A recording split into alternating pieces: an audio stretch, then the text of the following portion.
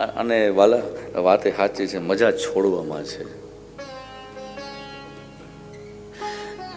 એક પ્રયોગ કરાવવો છે મારે. બધા હાથની મુઠ્ઠી વાળો.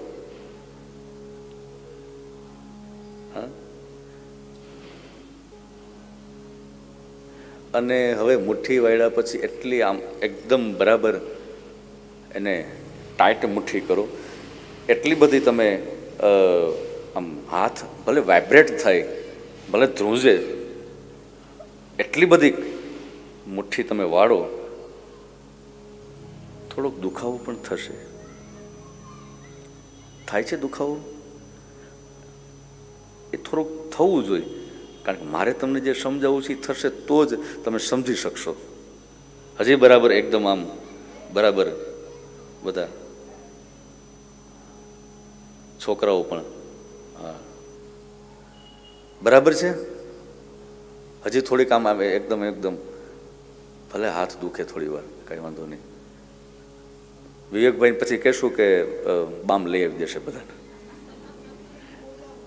હજી એકદમ એકદમ વધારે હજી આમ એકદમ.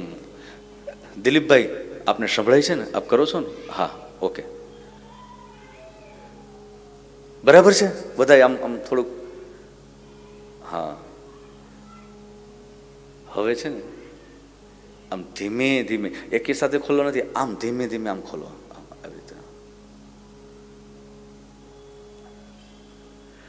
હવે તમને જ મારે બધાને પ્રશ્ન કરવો છે, આનંદ કેમ આવ્યો? આમ વાળવામાં આવ્યું કે આમ ખોલી દેવામાં આવ્યું? આ તો હુકમ બાંધીને બેઠા છો બધા એને સાહેબ.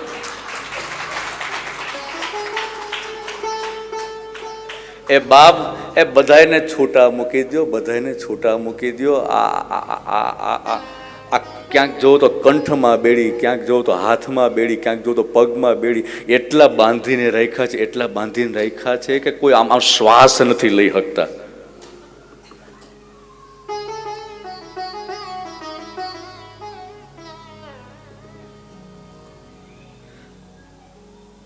છોડ દો સબ.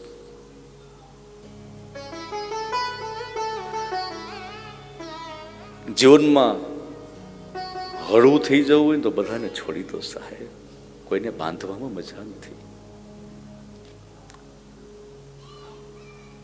આપણી તો સંસ્કૃતિ તો ગયા પછી પણ બાંધીને રાખીએ છીએ. જીવતા તો ઠીક છે, વયા ગયા પછી પણ બાંધીને રાખીએ છીએ. અરે સાહેબ હવે હવે હવે એને આગળ પ્રોગ્રેસ કરવા દો. ક્યાંક ને ક્યાંક તમારી મારી ભીતર જે ચેતના છે એને બાંધીને રાખે છે. છોડો.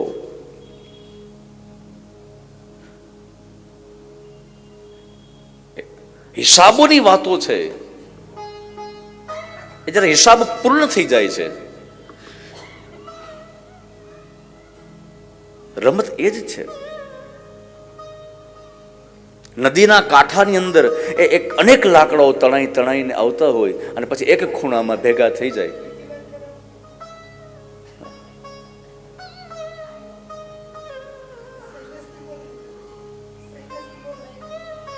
એ એક ખૂણામાં એકત્રિત થાય અને પછી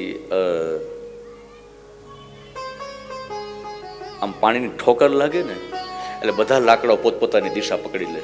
કોઈ આમ ઉત્તર, દક્ષિણ, પૂર્વ, પશ્ચિમ, ઈશાન, અગ્નિ, નૈઋત્ય, વાયવ્ય, એ બધી એ દિશાઓ પકડી લે. સમજાય છે? એવી રીતે યાદ રાખજો, આ પરિવારમાં એકત્રિત થયા છે ને તો કોઈ ઋણાના બંધને એકત્રિત છે, કોઈ હિસાબ છે સાહેબ.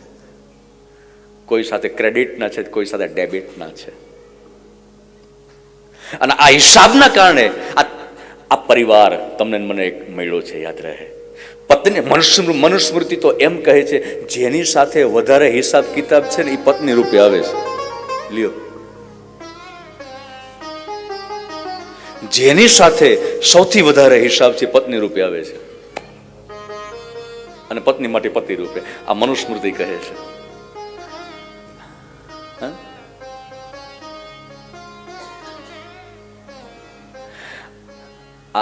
આ રબને બનાવી જોડી એટલે કઈ ઉપરથી કઈ ઈશ્વર કઈ જોડી નથી બનાવતો, એવું લાગે છે. કોઈને કોઈની સાથે આમ નવ પરિણીત યુગલ હોય ને લગ્ન થતા હોય ને તો બધા એમ કે રબને બનાવી દે. અરે ઈશ્વર કોઈ જોડી બનાવે? ઈશ્વર જોડી બનાવે? શું લાગે છે? ઈશ્વર સાહેબ આ કોઈ જોડી નથી બનાવતું. આ તમારા મારા જે હિસાબ જે વધી ગયા છે ને એ જોડી બનાવે છે સાહેબ. એ જોડી આ હિસાબ એની સાથે બહુ લાંબુ લિસ્ટ છે, બહુ લાંબુ, બહુ જાદુ ભેગું થઈ ગયું છે. એટલે પરમાત્મા શું કહે? આ મનુસ્મૃતિનો સિદ્ધાંત રજૂ કરું છું કે આ બંને પતિ પત્ની હવે બનાવો. વાત એ સાચી છે ને? શું કામ? કે પતિ પત્ની એ વધારે સમય સાથે રહે છે.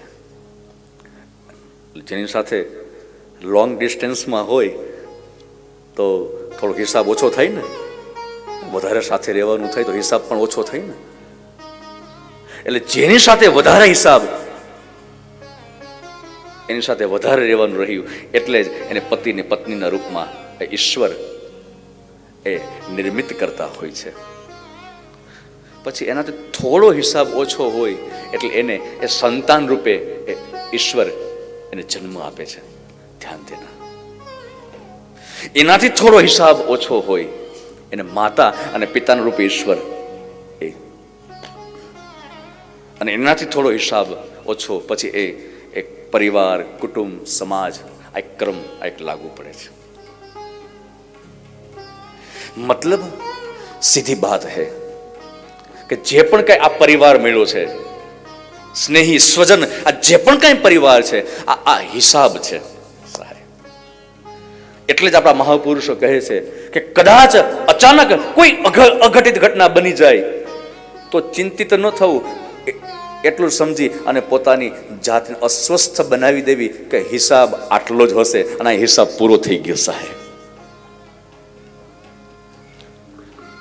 हिसाब यहाँ पूर्ण हो गया, बात खत्म हो गई.